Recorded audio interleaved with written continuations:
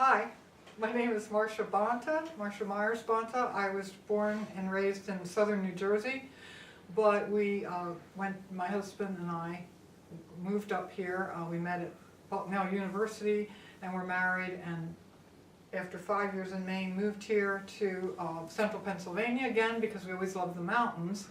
And we had, after about 7 or 8 years, we received a phone call one day. I had been writing a column for the Altoona Mirror on nature and what we saw up here in this wonderful place that we live. And this man introduced himself as John Orr and told us about the Juniata Valley Audubon Society and said, you people you ought to think of coming because you write this nature column and it's a lot about birds and so forth. So we managed to go to the meetings after, I believe it was the year 1979. He called us for the Christmas bird count in 1978, which is in December, but we had prior commitment. However, my son Steve and I went out and we did do our first Christmas bird count then before we actually attended a meeting. And then we started going to the meetings the following January 1979, as I remember it.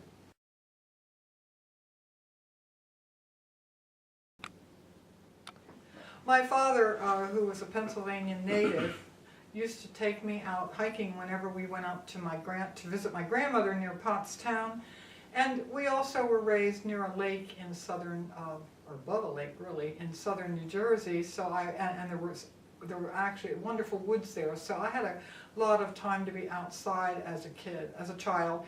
And I was very interested in the natural world from the time I guess I was really little, because I used to sit in the woods and talk to the stumps that I had named when I was only a little teeny kid. So yeah, I really love the woods.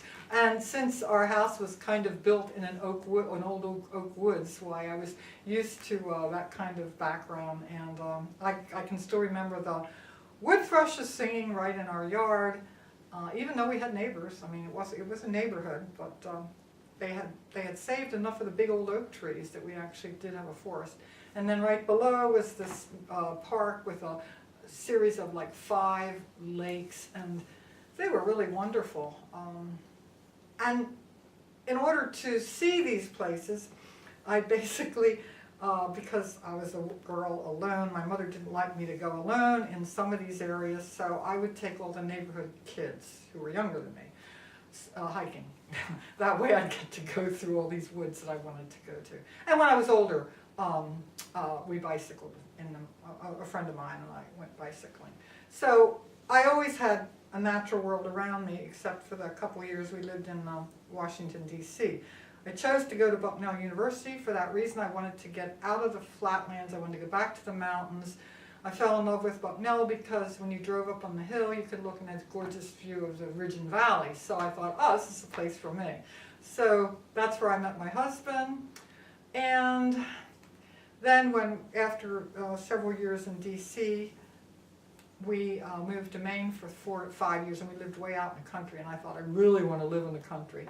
So then when my husband Bruce got a job at Penn State, we looked all around and I said, I still want to live out in the country, so we found this place because it was so hard to get to that they thought they could only sell to a hunting camp.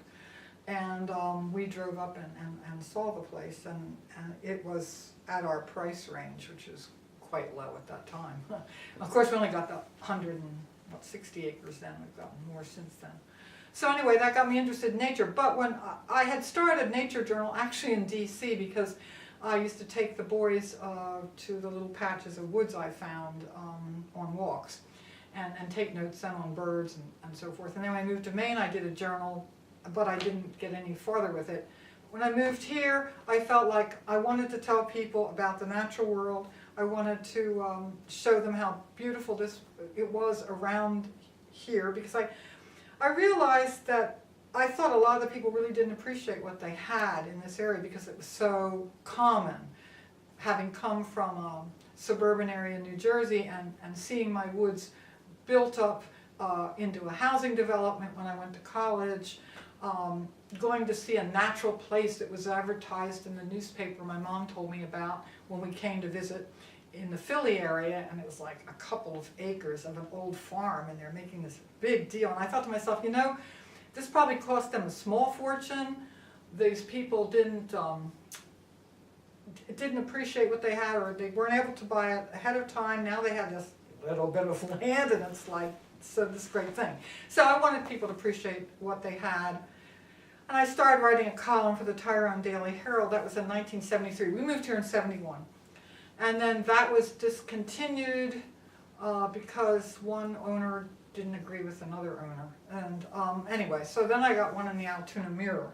And that's how John Orr saw my name as a columnist in the Altoona Mirror and was able to contact me about it. Actually, Bruce had some friends or people he knew at the university library who were birders, and they had mentioned vaguely to him that they had heard about there's some sort of a bird group, you know, in Altoona, but we never followed. I mean, after all, Mark was just a baby and the boys weren't too much older, so for the first several years we just lived here and didn't get involved. But I never, you know, living here in the natural world is just what I wanted with my life, and I hope the boys would like it too.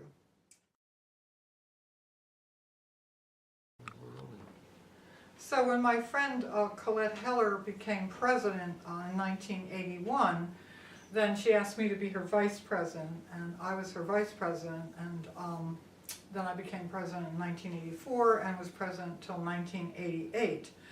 Now, Colette and I worked together both periods, and one of the first things we wanted to do, well, there were a couple of things. We wanted to have printed programs of what was going to happen and have speakers instead of just watching movies, and which is what they had done before pretty much. And we also wanted to, we tried to improve the newsletter a bit, but I think our major accomplishment was getting the program printed for the whole year as well as the field trips. But as far as while I was president, when I took it over, I did say I was really, really busy and I did not intend to run everything. I wanted help from all the different committees. I wanted people to be responsible for their own committees. And because the 80s was such a great time for the, I don't know if it's because of the environmental movement or for the age of the people who were involved at the time, but that certainly had the biggest crowds then. So the International Issues Group was probably the big accomplishment that I did with my husband Bruce, because after he went to Peru, we went to Peru with him, Mark and Bruce and me, for an exchange for 3 months, and then we went around the country. But when I got back, one of the meetings I went to, and I think it was Philadelphia, for Audubon, one of the members of the board, I can't remember his name now, but anyway, he stood up and gave this impassioned talk about how we needed to get, you know, more internationally involved, National Audubon and the chapters. And so that's sort of, I came back and I said, my husband sort of mentioned this to me before, and then I said, you know what, they really do want us to do that. And so we did get involved. We got some really great speakers here. We got some exchanges going. I can't remember if the exchange wasn't until after I left the presidency. So that was a whole different program. But while I was president, we kept meeting at the 28th Street Church of the Brethren in Altoona, and we had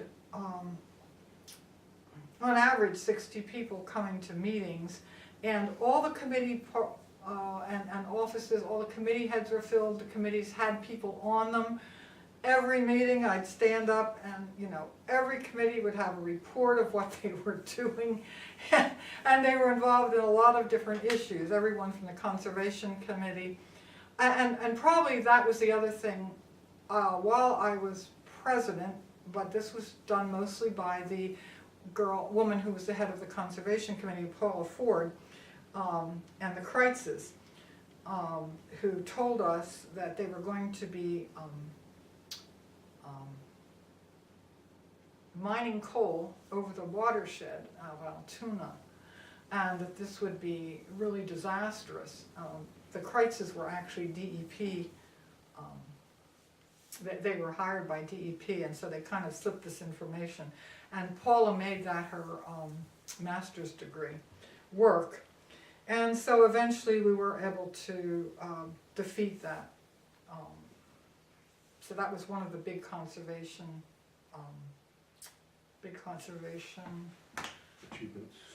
achievements, yes, achievements at the time. But when I got back from Peru, the other thing that was really kind of appalling was this proposal by Altoona to get rid of this very popular park with old trees in it between Altoona and Hollidaysburg. And I remember a couple members calling me up in great dudgeon because we weren't doing anything about it. And I'm saying, I said, you know, it was up to our conservation chair. If she wants to get into that battle, she's welcome to. But she didn't, and so we didn't take that battle up, which was probably just as well because the people that did go against it got death threats. So it was not a nice time. But so that's the independence that I allowed people. We also did more field trips of a more varied type. Once in the winter we went to the cave over, the water cave over beyond State College, which was really interesting. And at that time people also brought students. Laura and Mike Jackson joined at that time, and Laura was a wonderful teacher from in high school at Bedford, and she brought her students every single time. She had a busload of students. At that time there was a lady who was, I think she was in charge of the horsemanship at the Greer School, but she was interested in nature and she brought her girls sometimes. So we did have a lot of young people coming just because teachers felt compelled. I mean, Laura, that bus came from Bedford every single meeting, and so that was part of our audience too. Not that they were involved at all in the committee work, but at least they heard all the programs. And as you probably noticed from looking at the newsletters, we had some pretty interesting programs. People talking about the bringing back the people who brought back the osprey came to talk, and Pete Burley, who at that time was the one, not Pete Burley, excuse me, he was later became the president of Audubon. No, Pete Myers, who was the one that discovered the importance of this horseshoe crab's food for the migrating red knots, and he came to talk. And then we got involved with National Audubon, and some of their people came. So we had a lot of really good speakers who spoke on important material at the time. I don't think we ever had to show a movie to take up time. Anyway, so I guess that's all I could say about that. My husband, Bruce, also decided that we needed to get incorporated so that, for tax-free purposes, and so he went through all the hoops to do that, so that happened during my presidency. It was Dean Lauer, wasn't it? Pardon me? Yes, with the help of Dean Lauer, who's was a lawyer in Hollidaysburg and a member, and the Lauer Trail is named for his son who was killed. The Rails to Trails, it's so well known. So they were never really active members, but he did always give us free lawyer advice when we needed it and so forth. So that was good, and that's how we got our incorporation. Wild Food Bank went out. Albert Bird was probably behind that, but in those days, they'd never allow this today, but he used to get the big turtles, snapping turtles, yeah. And he also rattlesnakes. So we had rattlesnake so we had a wild food banquet. Instead of a picnic that we now have in June, which is kind of okay, we have wild food banquet, and we'd all bring things that had to do with with nature and the outdoors, like jellies that are made from blackberries or blackberry pie or things that sort of thing. But Albert used to bring rattlesnake and turtle, and I remember that I would always taste everything. But one year he had that snapping turtle, and he had loads left, so I brought it back and put it in the crock pot. No, it wasn't the crock pot, I think anyway, I cooked it for a long time. It was very good. I made turtle soup. But so and other people brought venison, and I don't remember, some wild greens. Fiddleheads. What else? Fiddleheads. Fiddleheads. Oh yeah, we had fiddleheads, and so it was really a nice way to appreciate nature, I guess. But we've talked about bringing it back several times, but without Albert, probably not a good idea, because he was the major donor, I think, at that time. But anyway, that was a lot of fun. Project Feeder Watch started in 1987 with the help of the Cornell Lab. Well, it started by the Cornell Lab of Ornithology. It was actually one of the first citizen science type studies that was started. But now they've got many, and Audubon has kind of joined in with them too on some of these studies. But I started in 1987 when I heard about it, because I had been getting their magazine. It wasn't called Living Bird then, it might have been. They had a magazine not quite as glossy as the one they have now. And I heard about it, and so I thought, well, that's a good thing. And then I wrote a column about it in the Gnatcatcher, as well as in my, no, I wasn't writing a nature column then, so in the Gnatcatcher. And hoped that people would join, explained about it. You watch feeders 2 days a week.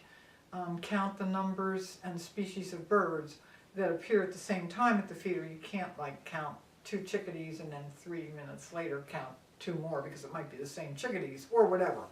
That was the rule. And I thought it was a good idea to get involved in this, and I think some of the members did actually become Project Feeder Watchers.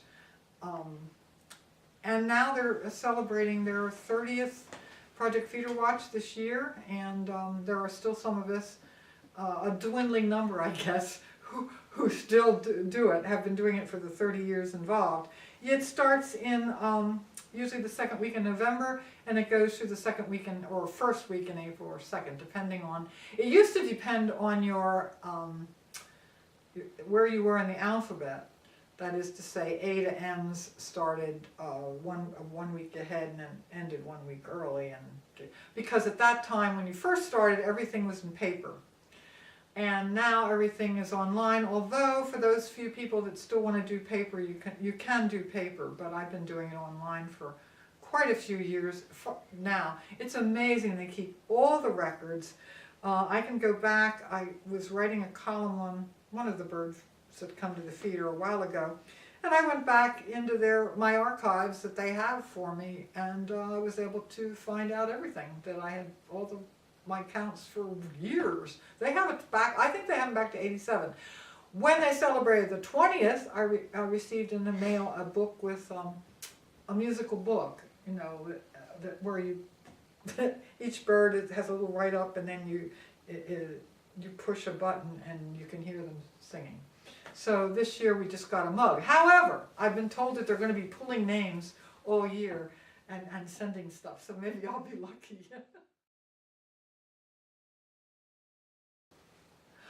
Well, I think a lot of what we've done has been to, in conservation, we've been we've tried, in some cases we've lost, but there were some good conservation issues that, as I said, the mining on the watershed of Altoona was certainly one battle that was very important.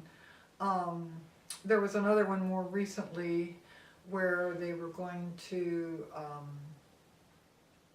what's that, do, Heller Caves. yeah, the Heller Cave issue, which is a cave off the Lauer Trail that I was talking about, the Rails to Trails, that the Game Commission had discovered had some rare insects, well, endemic insects to it inside the cave, and also that it held some rare bats. And they were going to do some mining, I guess it was.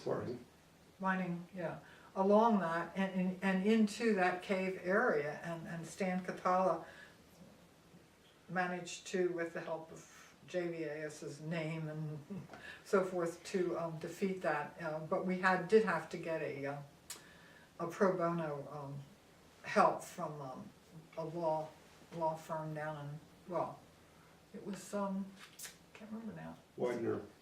Which one? Widener University. That's the Widener University, that's right. Widener University, which is actually in Delaware, but they have a branch in Harrisburg.